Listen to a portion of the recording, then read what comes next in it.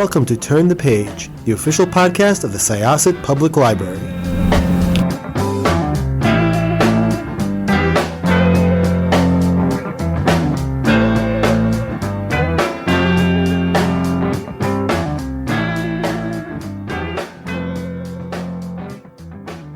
Hi, welcome to Syosset Library's Turn the Page podcast. I am one of your hosts today, Jessica, and I am joined by my amazing co-host. Hi, I'm Jen. And we're very happy to welcome Jenny Kiefer, who wrote the book Crafting for Sinners, which is one of those books that has such a wonderful title that immediately it led us to want to read the book. And then we read the description and we're like, yes, absolutely, we must read this. So it is horror. If you've got, the only thing I'll say is if you've got like squickiness about eyes, there's a lot of eye stuff in this one. That was like the one thing I'm like, oh yeah, there's definitely some eye stuff going on here. But the book in general is, it's really good. It's really interesting. It's like, how would you describe it? Like if you were pitching the book in general, Jenny, how would you describe it? In terms of like subgenre or Just like like if someone was like, okay, Crafting for Sinners, what is it about in your own words? I mean, I usually say it's about a bisexual woman trapped in a craft store owned by a religious cult and so she has to fight her way out using what she wants or what she can find on the shelf. And people seem to like that little blurb. That is actually, I would say that's a really good blurb. Yeah, this was a super fun ride.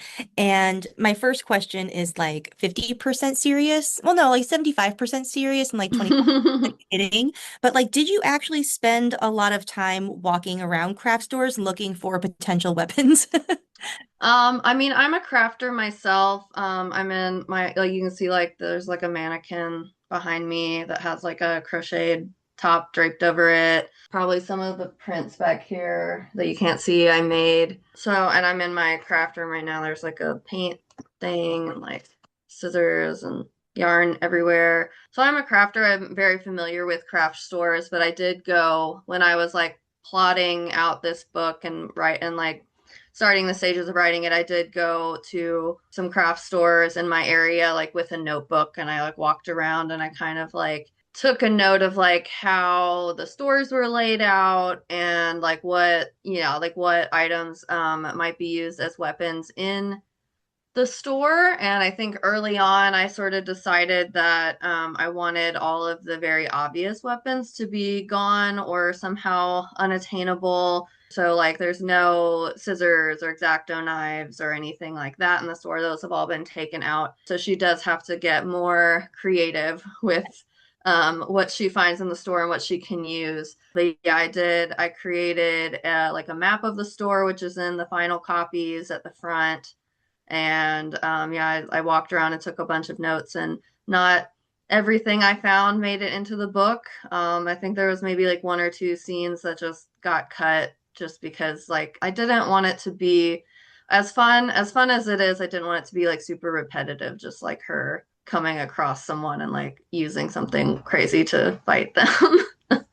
So like that must have been really interesting when you were walking around the stores if somebody walked up and asked if they could help you. Oh, I would just like, no, I'm just looking. But in general, the story was, you have Ruth and she's from this very insular community. She's expects that she's gonna just marry her high school sweetheart, Charlie, but things don't necessarily go that way for her. There's obviously a lot of discourse about certain businesses that are owned by certain corporations that their affiliation is religious or otherwise. She gets fired from the job working at the craft store because they find out that she's bisexual and she's living with her girlfriend. I mean, I have a few questions just about the hierarchy of this particular cult and this store in general. But, were you looking into specific situations where this has happened in various companies. I did do, I think I just generally did research on cults and trying to get into the mindset of sort of like what draws people to cults and why do people stay in them? What things do the cults do to keep people sort of like insulated in their community? And there was some, and I actually like at a local thrift store. I don't remember if this one was like Christian, but I do remember it was like closing. But at a local thrift store, like when it was closing, I found some Christian like religious texts. Like one was like a workbook, and it was like how to be closer to God, and it had like a lot of weird rhetoric in it that was like, like submit yourself to God, and it's like you don't make any choices unless they're to serve God and all this stuff, and like also a lot of rhetoric that seemed very romantic, like being in like a romantic like relationship with God, which was really weird. So that kind of helped, and just I'm in Louisville, Kentucky, so we're not like we're probably one of the more liberal or progressive areas of Kentucky, but we still have like some really big mega churches here, and just like even just watching documentaries like Jesus Camp and sort of like trying to, because I was raised Catholic, so I think probably that influences a lot of how the cult turned out, was just my upbringing in Catholicism. Um, but yeah, like watching documentaries like Jesus Camp or even documentaries on cults, those all very much helped sort of figure out the rhetoric of this particular cult. Just dovetailing off of that, and then Jen, I will pass the mic over to you.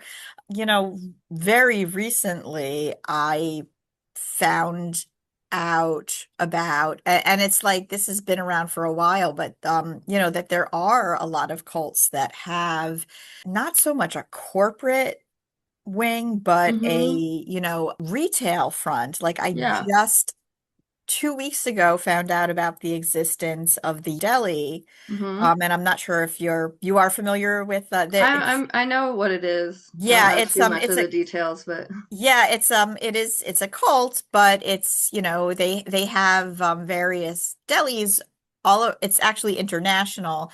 I didn't And, know. like supposedly everybody's like, oh, it's run by a cult, but the food is really good. And people will, yeah, I know. And then you look into some of the backstory of this cult and you're just like, oh, I don't know that I would feel comfortable giving my money here. But it's like the people who work there, they're volunteers, and Mm-hmm. but this is like it's like a fundraising wing as Yeah. well as recruitment. Um, yeah, there's a little bit of that in my area. Like I said, there was a thrift store that was owned by a church, or like a religious group in town that has since closed. I feel like here it's more stuff like that, but yeah, it is pretty common to have some sort of like retail facing for churches or religious organizations to have some sort of like retail facing. I feel like most of the time it does happen to be a thrift store, and I guess that makes sense because it's like, they get donations for free, and then it's like entirely profit. So I have a question about Ruth and sort of Hmm. like shaping her character and maybe like how her backstory affects her relationships. I was really interested and touched by, she is estranged from her parents. She's been rejected by them. And that has a lot of impact on her relationship with her girlfriend. So can you, Hmm. talk about like the roots from which Ruth sprung and sort of how that affects how she moves through the book? Yeah. So Ruth is definitely in a different situation than I am because I have very supportive parents and family. I'm very lucky to have that. But I think Ruth, but so Ruth basically when she made the choice to actually come out to her family and her friends, they kind of all abandoned her. They turned away from her. Her fiance Charlie immediately broke up with her. Maybe he was like a little more kind about it than her parents, who just sort of immediately threw her out. And, she is has been living, and then she moved in with her friend Abigail and her mom, and they ended up getting into a relationship. So I think her, at the beginning of the book, she's very much in this sort of like fear mindset, but to her, it seems more like complacency. Like I think at the beginning of the book, she doesn't want to admit that she's afraid to, leave Kill Devil and, go somewhere else. But she does feel very complacent with where they are because they are able to make it work for their bills. They, at the start of the book, they personally haven't received any direct persecution beyond like what Ruth has already experienced, but it hasn't like really had any ripple effects, like they don't have neighbors like throwing paint at their house or like writing nasty things on their door or something. And so Ruth's fear is that, well, what if we leave and go somewhere to like a new town, and then Abigail like falls in love with someone else, and then I'm abandoned again. So at the core, Ruth's character is very much afraid of further abandonment with like the one person that she really feels a connection to. And kind of going off of what Jen was talking about, you also find out that Ruth and Abigail just suffered this loss in Judy, who's Mm-hmm. Abigail's mother. Yes. There is a lot of isolation and loss in general. So, on one hand, Abigail is still freshly grieving. Ruth is Mm-hmm. still grieving the family that cut her loose, as well as the family that accepted her. Mm-hmm. Yeah, so it is kind of they are kind of the only person that each other has by this point. And I think that sort of further exacerbates Ruth's fears of abandonment because, she's been abandoned by her family and her community. And then she too is grieving this loss of her, like almost her mother in law sort of figure, her girlfriend's mom. So they're both grieving together. And so I think it's kind of one of those, she just has like a fear of the unknown. It's kind of one of those like, we're not in the best situation, but what if it like gets worse? Like we know it's like the evil versus the evil you don't know sort of thing. Harkening back to what we were just saying, I feel like, you were talking about how they are the only person that each other has, and how sort of like the fear of abandonment and that trauma from the family, how that sort of like can make you, I guess like to put it bluntly, like codependent in a relationship, Mm-hmm. And then like if you have to be with that person, there no longer is a choice, And so you get this fear that like you're trapping them or that you are Mm-hmm. trapped, And so that all is brewing while this sort of almost like existential relationship horror while there are like, that Yeah, arms awaiting. exactly. Yeah. Because that, and I think at one point in the book, Ruth kind of has that direct thought because she was like, when she was in a relationship with Charlie, like that was her first boyfriend, and he proposed to her. Like, I have read this book a million times, but I haven't read it in a while. But I think he proposed to her like when they were still technically in high school. Like, I don't think they had graduated quite yet. It was really It was close, technically but a promise ring, right? yeah, yeah, Yeah. okay. I was trying to remember. But so yeah, so it was kind of like Ruth at that point. It wasn't that she maybe didn't love Charlie. It was more just like like going through the motions of like this is what I'm supposed to do and not really thinking much past that for a long time. And then, she, as far as she knows, she and Abigail kind of like grew up together. So she is like Abigail's first relationship too. So I think at one point in the book kind of makes that direct worry. Well, like, what if Abigail is just doing that same thing with me because, it's like I'm the only option available in Kill Devil. So when you were thinking about just building suspense, with Ruth kind of being an outside observer to these cultists while trying to escape, how did you find the balance between how much you were going to reveal about them and how much, Ruth was going to be remembering her own past. That was definitely very difficult to do in this book. I think like having the map, the store map was that I made was very helpful. And then, that sort of evolved because there are moments where she does need to kind of pause and take a break, without, she can't just sort of be, I think it would not only be like just unrealistic for her to just constantly like battle people, but also just like probably kind of boring for the reader to not have those breaks, hard to develop the stories. So, yeah, those were definitely things that I had to figure out. So, at one point, she gets like a headset. So, I think like I had to brainstorm like because that was one of the exact problems was like, okay, the book's all in her perspective. Besides, like, I have like a few like media sort of interstitials to give like some sort of like history or like clues in a different way. But it was kind of like I really didn't want to have any like POV chapters from the cult. I really just wanted to like have the audience be in the same suspense as Ruth, sort of only know what she knows, but at the same time, like she does have like the audience does need to learn information as time goes on. So there were that was definitely things I had to brainstorm. And so one of those was like, well, what maybe the cult has headsets that they use to communicate with each other, and which I think is a pretty. I worked at Michael's arts and crafts when I was in high school, and I don't think we had headsets. Some people might have had like walkies, but I think that was like a fairly common thing that might be found in a retail store is like some sort of headset system for staff to talk to each other. So then it was like, well, maybe at one point she like gets the headset and they don't know that she has it, so she can sort of listen in.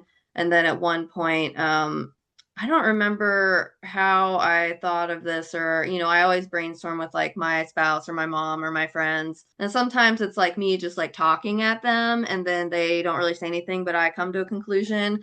And sometimes they do have the idea. Like, this is my circular way of talking, but like when there's one part in the book where she's in the classroom and I needed her to go like straight to the front of the store, and my mom said something like, I think maybe in this draft she already knew she was locked in, but my mom said like, well, what if there's like a panic button, that's at the registers. So that's how that came to be. And but there's one part where she like finds this space to hide in that's like between two shelves, and I don't remember how that came to be, but that was like another sort of method to like learn information, because two cult members sort of camp outside of that, right where she is, of course, and are talking to each other about the cult things. So I did have to figure stuff like that out, and that was definitely one of the challenges of writing this book, was that how do you get information? So how do you get information to the reader when you're in about like this cult, when you're in the perspective of a person that they don't want to know any of this information? I think that's one of the ways in which it plays with a lot of different sort of types of horror, Mm-hmm. because there's like the religious horror, but then when you have that really close perspective with Ruth, where you are just learning what she's learning in the moment, that it gives it like an action thriller type feel too, like almost like she's like it's Die Hard in a craft store Mm-hmm. too. I think that's what Chuck Wendig said in his blurb. I really Which is funny because I don't think I've really seen Die Hard, or I've seen it maybe once, but don't really remember too much about it. nice. So what was it's like for you, like we've talked about the challenges, what was the what was the easiest part about writing this story? Like was there anything that just like you started and it just kind of flowed? Probably the body horror, just because I think that's one of my strengths when writing horror. I think everything I've published, including short stories, has body horror in it. So I mean that always, there's like a couple scenes, like the glue man scene and the rat scene were really fun to write. And yeah, I mean I think like the crafting part of it, I mean I'm like I said, an avid crafter pretty much in almost everything. Like I sew, I knit, I crochet. I do like random crafts. Like I made some super glue earrings the other day. I do linocut. I do like a ton of different types of crafts. So that part was pretty easy for me. The glue man scene in particular, I was reading that at home and I was just like reading it silently and just going like, oh, ah, ugh. And my spouse was like, "Are you okay?" And I'm like, "No."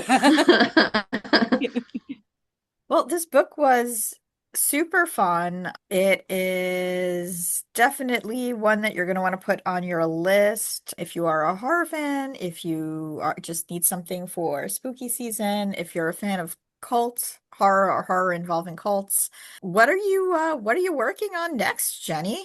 Well, I don't have anything on deadline or contract right now, but I'm kind of slowly working on my next book. I don't know if I should really say because I don't know, it's weird.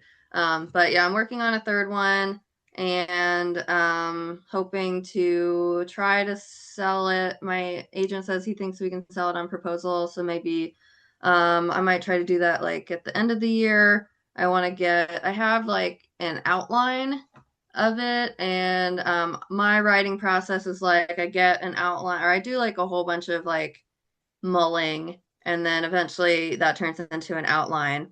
And then from the outline, I usually do what I call a zero draft, where I'm just like sort of in a very long, like 20 to 30,000 word document, like just writing what happens, where I'm not worried about like grammar or dialogue or voice or style or anything like that.